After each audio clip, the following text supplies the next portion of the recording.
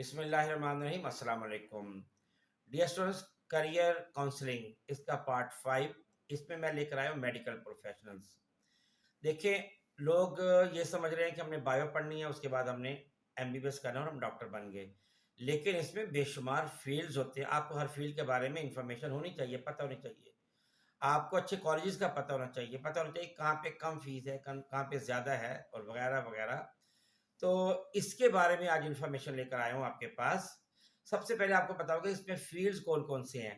देखिए, इसमें है आप बन सकते हैं जनरल प्रैक्टिशनर, फिजिशियन है, फार्मासिस्ट है, सर्जन है, फिजिकल थेरापिस्ट है, लैंग्वेज पैथोलॉजी है, डेंटिस्ट है, साइकियाट्रिस्ट है, एनेस्थीसियोलॉजी है और कार्डियोलॉजिस्ट आप बन सकते हैं। इसमें जो हाईएस्ट मेडिकल प्रोफेशनल्स हैं वो 4 हैं। न्यूरोसर्जन, कार्डिक सर्जन, आपको पता है जो न्यूरो सर्जन है उसका आसाब से ताल्लुक होता है और कार्डिक सर्जन दिल का होता है। डर्मेटोलॉजी है नंबर 3 पे। इसका हमारा ये जो स्किन वगैरह का जो इश्यूज है, और आपको पता है ये खवातीन ज़्यादातर इन्हीं के पास जाती हैं, उनको स्किन के इश्यूज हमेशा रहते हैं, या उन्होंने अपने आप को ज़्यादा से ज़्यादा खूबसूरत बनाना है, या ये जो थोड़ी सी को रिंगल्स पड़ते हैं वो ख़त्म कराना वगैरह वगैरह।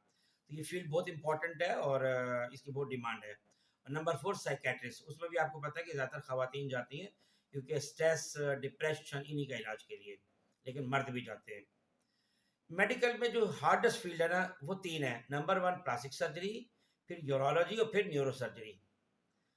और इसमें जो मेन मेजर सब्जेक्ट है वो ह्यूमन बायोलॉजी है, एनाटॉमी है। एनाटॉमी जो है ना सबसे टफ है क्योंकि इसमें पूरी जिस्म की हड्डियों के नाम वगैरह याद करने पड़ते हैं, बहुत ज़्यादा है। फिजियोलॉजी है और जेनेटिक्स है। आप इसमें एडमिशन के लिए सबसे पहले आप एमडी कैट करेंगे। एमडी कैट जो है ये पेपर जो टेस्ट होता है इसका ड्यूरेशन 3.5 घंटे का होता है और इसकी जो ग्रेड रेंज है वो 200 तक होती है।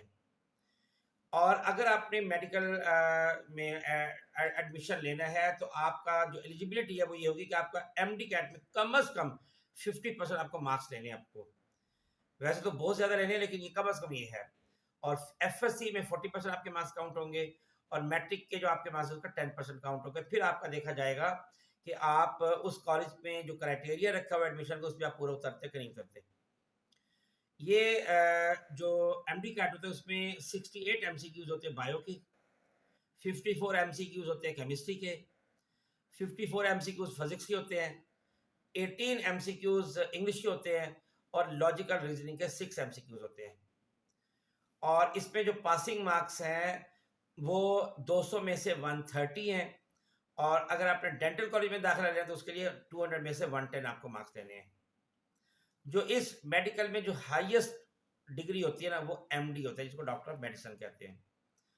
और अब मैं आपको वो मुल्क भी बताने लगा जिसमें सबसे कम फीस है इसकी, यानी तकरीबन फ्री होने के करीब है, और वो है जर्मनी। और इसमें जो कोर्सेज हैं जो आप बियॉन्ड एमबीबीएस हैं वो 3 मेन है। एक फार्मास्यूटिकल है, एक वेटरनरी डॉक्टर है और एक पैरामेडिकल है। ये 3 है। इसकी भी बड़ी बड़ी डिमांड है, ये भी आप कर सकते हैं। और जिसमें बड़े बड़े कॉलेजेस हैं मेडिकल के वो याद रखें। उसमें Lahore medical and dental college है, अल्लामा इकबाल मेडिकल कॉलेज लाहौर है, Multan medical and dental college है, जिन्ना मेडिकल कॉलेज है, शेख जैद मेडिकल कॉलेज है, आर्मी मेडिकल कॉलेज है और कायद आज़म मेडिकल कॉलेज भावलपुर है। अच्छा, इसमें अगर आपने मेरिट पे जाना है, सेल्फ फाइनेंस पे जाएंगे तो आपका तकरीबन 60-70 लाख रुपया खर्च हो जाएगा एमबीबीएस पे।